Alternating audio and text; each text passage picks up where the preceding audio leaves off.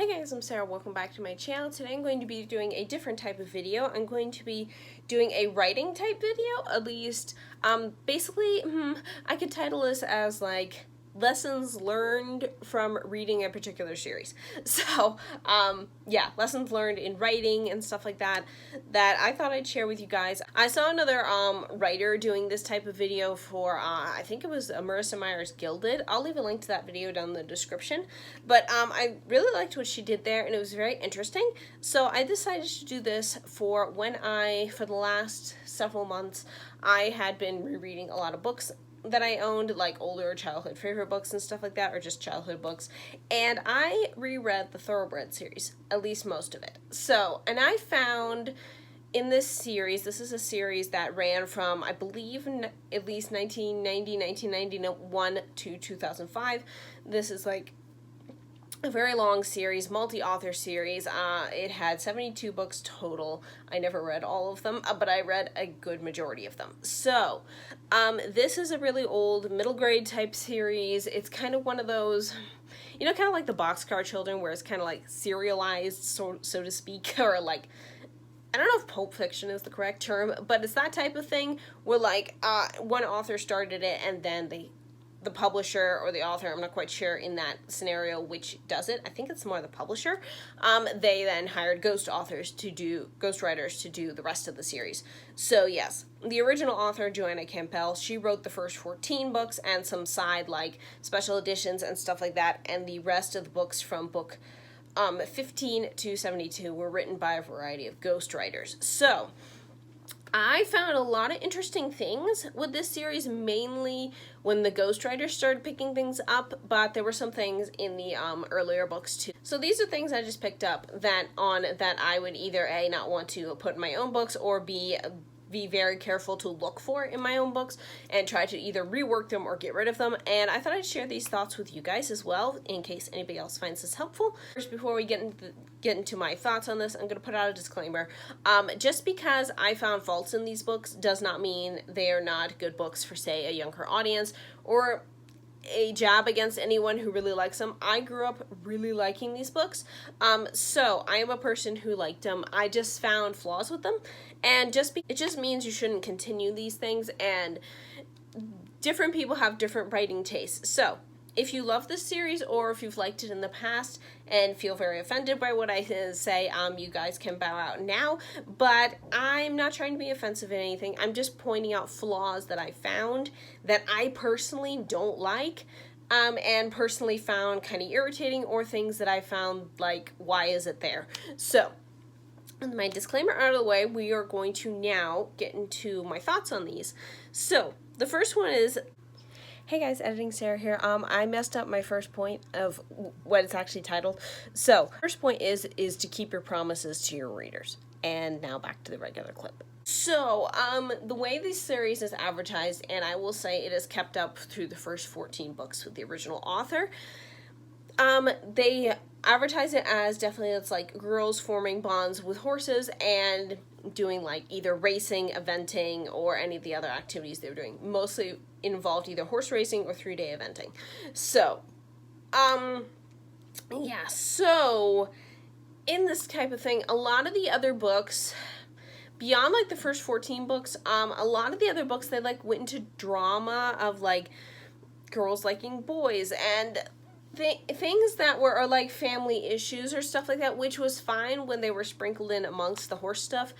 But I found a lot of the times the drama and the whiny characters and stuff became prominent over the girls bonding with horses and having adventures with them. So when you're advertising one thing and then you do something else, it kind of ticks off your readers. So yeah, it's just something that definitely you want to live up to what you promise, so to speak. I definitely, when I publish my books and write them, when I write the back blurb, I want it to reflect what the book is going to be. I don't want to mislead anyone.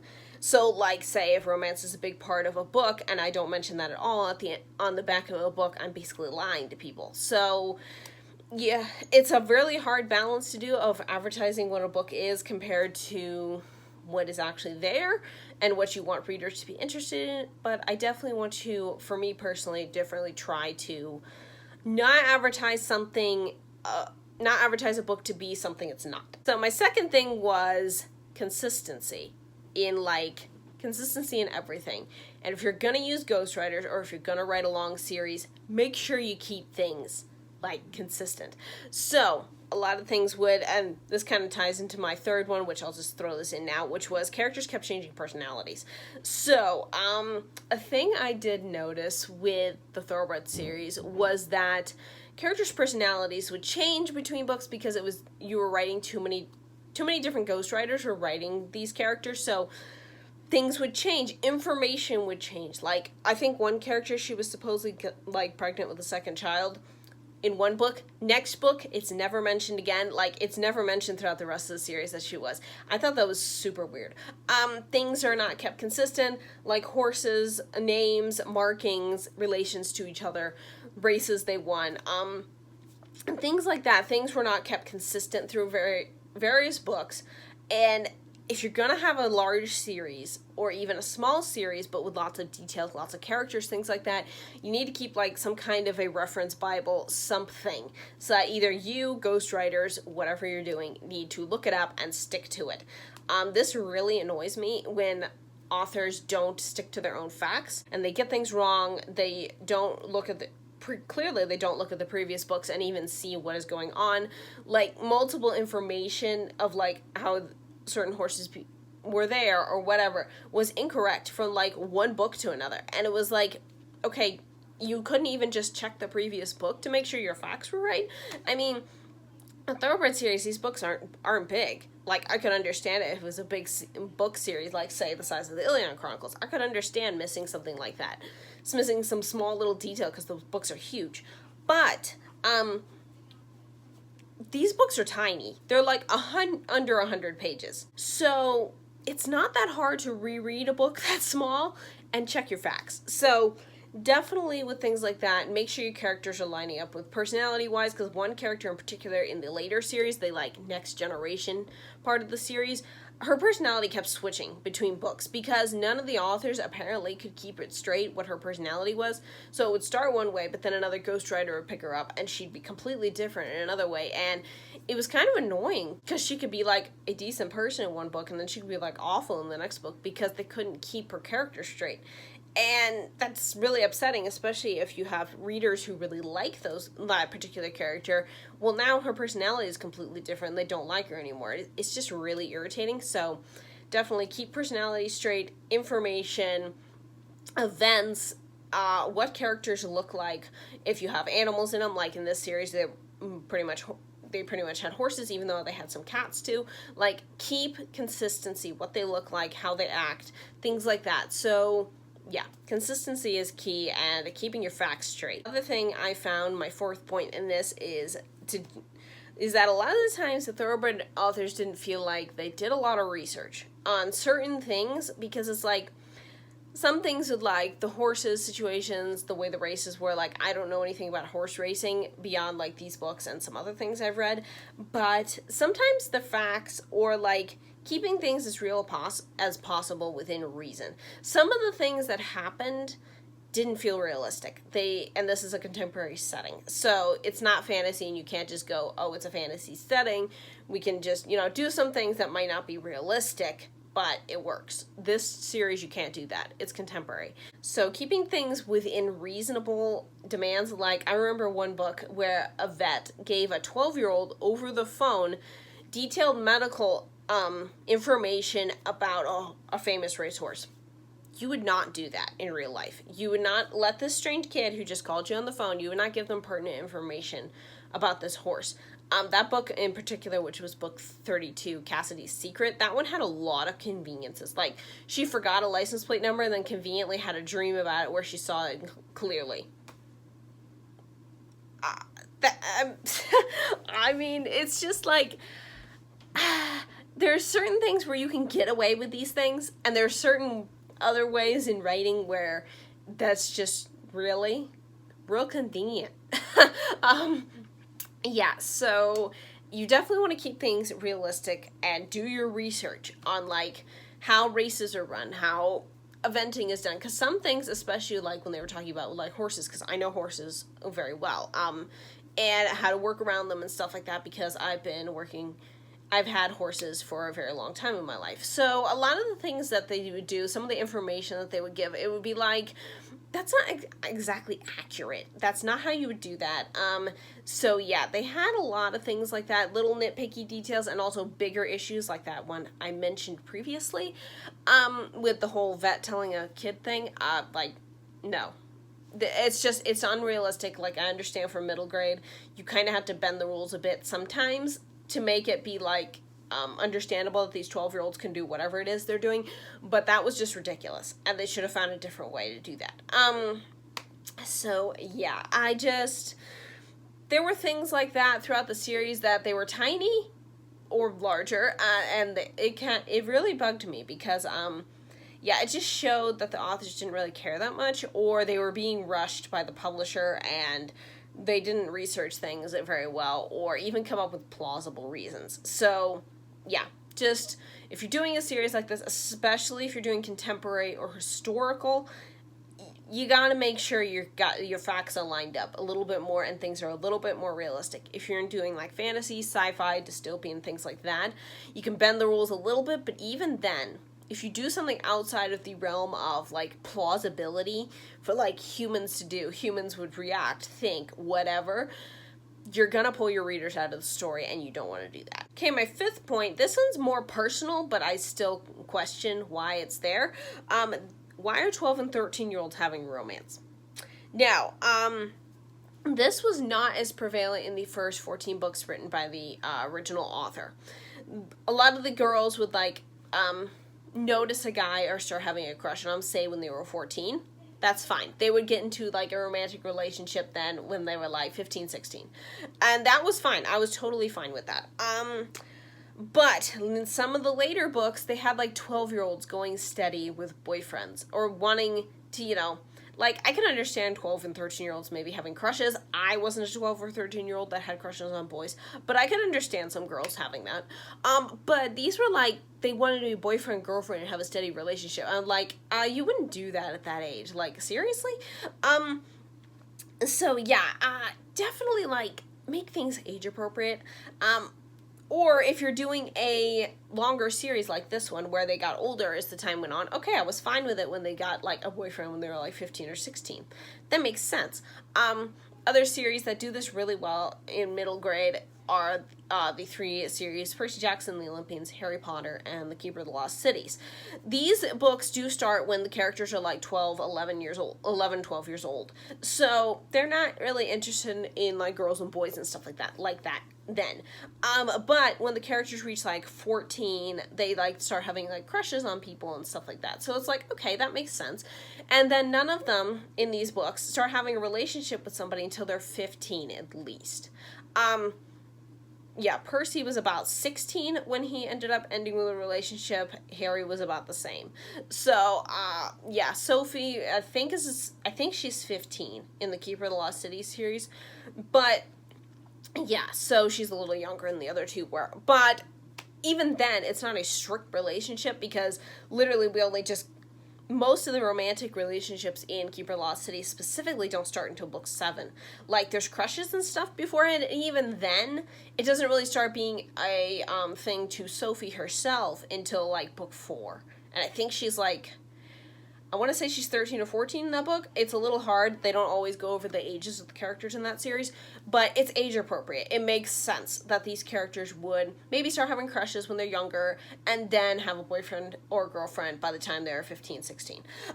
This series, they were going with like 12 and 13-year-olds were having steady boyfriends, and I was just like, really? Do we really need to be promoting this? I mean, this is not a new series. Definitely, so if you're writing if you're writing for middle grade, please keep it middle grade, age appropriate. Young adult, do the same thing. If you're writing it for adult, great, whatever, go hog wild. But still, just make sure you mark it as like if it's really spicy or something like that, because a lot of people just don't want to read that, including me. So yes, keep your books age appropriate for the age bracket you're writing in. Don't write about romance if you're writing for preschoolers. I mean, seriously, and don't write, about, like, tons of spicy scenes in a young adult book, which they do, but, you know, I'm totally against that, and that is a different topic for another time. So, moving on. A lot of these books, were boring or aggravating a lot of the times. Now, yes, this could be a personal opinion. I mean, all of these are my personal opinions, but this one could be really, really subjective to just how I read. But there were several books in the series which had no point in the series. They didn't even need to exist. I don't even know why they were there. And they were just aggravating. A lot of the times, those didn't have the greatest of information, so that goes back to that. They didn't research it. They didn't have relevant information. They didn't have consistencies, things were happening within reason. There were a lot of things like that which made for lots of big gaps in the series, and when I was researching some of the other books and looking at reviews and stuff, a lot of people thought, like, a lot of the books, it seemed in, like, the 40 to 50 range of the series. Remember, there are 72 books in this series. A lot of those were, like, really boring, really dumb, really aggravating. The characters didn't act like themselves more and more. A lot of those books in the later half of the series seem to be really not looked great upon. Most of those I never read because I didn't have access to them, so I'm pretty glad I didn't, though, because it doesn't sound like they were very good. So, if you're gonna write a long series, yes, you may have the occasional book that people find boring. Obviously, this is reader subjectivity, so there's not much you can do about it, but if you're gonna write a long series, try to keep things accurate, keep it from being boring, and make sure your characters obviously don't change personalities too much. Make sure you don't drag things out too much to make it aggravating for your readers.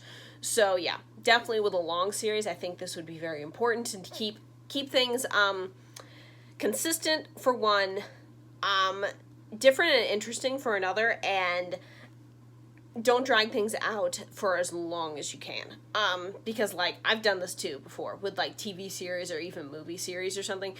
Even book series, actually, where one or two things is dragged out way too long. And it's like, you needed to wrap this up, like months ago. In story timeline, like, another book. You needed to wrap this stuff up and move on to something else and not keep dragging the same thing out. Because then readers get really, really irritated with it. Oh, yes. This one really, really annoyed me. I do know this is a common problem with these, like, pulp mass market fictions, whatever they're called, series like Thoroughbred series, The Boxcar Children, Nancy Drew, things like that, and that is to not repeat pertinent information from previous books, like literally the whole plot of a previous book, names, character places, what they do, jobs that they have, full names, etc., etc. So much. Like, seriously, I am not dumb. I can remember from one book to another what a character's name is. There was one book in particular in the Thoroughbred series where I swear they repeated the character's first name and last name every other page. Every time he showed up on the scene, we repeated his entire name. It's like, I know who he is by now. You need to stop doing this. Just say his first name or whatever the character's calling him in this. So, like, his first name or his title, like Dad or whatever, or Mr. McLean or whatever. Quit telling me his entire name every single time he shows up. I know who he is by now. I know who he is. I'm not dumb. But yes, repeating information constantly. I do know for the beginnings of these books, a lot of the times they would repeat information of, like, who the characters' names are, what the relation they are to each other, where they live, stuff like that in, like, the first couple of chapters. I know it's pretty common in those types of books to do that. It's very irritating for reading them all back to back. Let me just tell you that. I know it's common in those books, but even other books like, say, Keeper of the Lost Cities do this to a certain degree. But pretty much she doesn't repeat every single book. Every single time she starts a book, she doesn't repeat the whole series. She repeats certain information that you need from the previous book at the very beginning of the next book in, like, the first chapter, and then she's done. That's how Shannon Messenger writes it for Cupid Lost Cities. Percy Jackson and Harry Potter may have done the same thing. I don't really remember those books as well with their, like, beginnings and stuff, but either way, those are middle grade too. So, especially the earlier books. So, to say all middle grade does that is kind of a cop-out. So yeah, I know the Thoroughbred series isn't on par with those, but still, it's middle grade. it doesn't need to be treated as everyone's dumb. So, definitely so, lesson learned from this is don't talk down to your readers. Don't give them tons of information, repetitive information all the time throughout the book, in the beginning of the book. If you have to give certain information at a time, give it in small parts and maybe like throughout the first 2 chapters and give them the information they need to maybe like, oh yeah, refresh their memory of like what happened in say the last few chapters of the first book. You don't need their entire life story spelled out for them. Again, there's another book for that. If they're really that curious, they can go back and read that one. So, yeah, definitely don't talk down to your readers. Don't treat them like they're dumb. They don't like it. I, as a reader, personally do not like it. As a viewer of movies and TV series, I do not like it when people treat me dumb. So, just assume other people prefer to not be treated that way as well. And my last thoughts on this is don't info dump in dialogue. They had this problem in this series where the characters would be talking. It was usually at the beginning of the book, so they were giving information in a creative way. It wasn't creative, it just sounded cringe. These characters would be telling each other pertinent information about, like, what they did with their farm, or what this horse won, or whatever. Pertinent information to each other as if that other person hadn't lived it with them and knew that. It was so cringe. It really bugged me when that popped up. It popped up a lot. So yeah, if you need to get this information, like what a particular stable does, or if the horse, say, won the Kentucky Derby or something like that, you need to get that information, do it in a more creative way. Do it in the exposition parts of your novel. I mean, yes, it may be like, yeah, everybody does that, but at least then it's not cringe. Like, the way they did this with the dialogue and stuff, it's like nobody talks like that.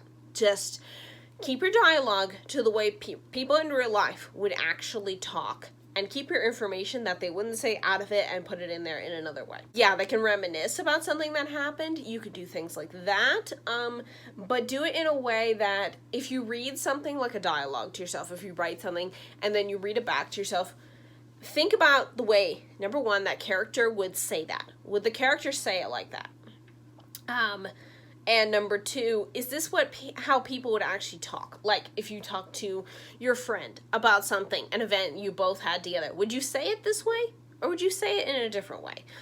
If you talk to a family member about a certain thing that happened, or a certain piece of information you both know, how would you state it to each other, and how would that person respond? Would you give it like a giant info dump? No, you wouldn't need to. You would give the certain information, and or you would reiterate certain information, and sometimes, people would say back to you, I already know this, why are you telling me this again? You don't necessarily have to leave that in your book unless you have a condescending character who's trying to treat somebody like they're dumb and they're giving them information like that. But then have your other character, as long as they're not like really timid or something, tell them, I already know this, why are you telling me this again? Make it consistent to character personality and the way real people would just talk. It's really not that hard. I really don't know why they wrote the dialogue this way a lot of the times in the books. It drove me batty, especially or it just made me cringe, because it was just so bad, and you could just tell it was so bad. Now, there are ways you can give pertinent information that two parties would know about, in a way that is both creative and clever and doesn't feel like it's being forced. I was actually given an example. I forget even where I saw this, but somebody gave an example of this, the very first Avengers movie of the MCU, where Nick Fury is checking on the status of the Tesseract, the cube, the glowing blue cube, and apparently they were giving information to each other that technically, yes, if you really think about it, both parties would have known about, but they were giving it in a way that made sense. It sounded like the way the characters would talk. It sounded like how people would talk. And it gave the information to the audience without beating them over the head or treating them like they were dumb. I had to actually see this in another video where somebody was talking about it. I think they were talking about a way that a different movie or something did it incorrectly, and they were using the Avengers as an example of a good way to do it, and I never even knew until that point when they pointed out that that's exactly what that scene was doing, because it was just a setup scene for what the Tesseract was doing, what the problems with the Avengers would have, and also with the arrival of Loki. So But it did all of that in a way that never made anyone feel dumb. It never felt cringe. And the characters all acted and talked like themselves in a way that made sense. So there are ways you can do it. It's just, it takes a lot more work, and clearly the ghost writers for the Thoroughbred series did not follow that advice. So yeah, those are all my thoughts, my opinions, my just kind of observations of what I learned through reading these Thoroughbred books, or skimming a lot of them and then DNFing them because I didn't want to read them. This series has flaws. It has some good parts to it, but personally, for like a middle grade series, is it going to stand up to the test of time? No. These books are out of print. Like, only people who probably were around when they were being published, and like who read tons of horse books, would even know they exist. It's not a series that stands the test of time, sadly enough. I read these books. These were some of the first books I read, and they did help me get into reading. I will be forever grateful to them for that. They also were the very first books that kind of made me even consider wanting to be an author. So for those two reasons alone, I do have a fond place in my heart for these books. But would I ever reread them again? No. I actually unhauled my entire collection that I had of them, because they're not books I would give to other people as recommendations. They were also not books that, like, say, if I ever had kids or something, or knew somebody with kids, I wouldn't give them those books to read. I would give them other ones. And they're not books I would personally reread, even as middle grade, which is not really a genre or like an age range I read in, but there are middle grade books that I have read or do read that are more well written, so to speak. So yeah, it's not the Thoroughbred series isn't the most terrible written thing on the market. It's not the greatest either. I would call it subpar. It's in the middle. It's okay sometimes, especially the older first 14 books. That author definitely knew her characters and how to write them. She had her own flaws too in that, especially with like the repetitiveness and occasional like info dumping things over your head. Or that one character's name that she constantly thought I'd forget every other page. That was so irritating. I nearly threw the book out the window because of that. So, yeah. Yes, so those are all my thoughts on that. Leave your comments down below, guys, of what you think of this. If you would like me to do more videos like this in the future, things that I might recommend or not recommend for writing books. Obviously, all these are my subjective opinions, and everybody else has got their own. So, yeah, I'd love to hear yours down below in the comments.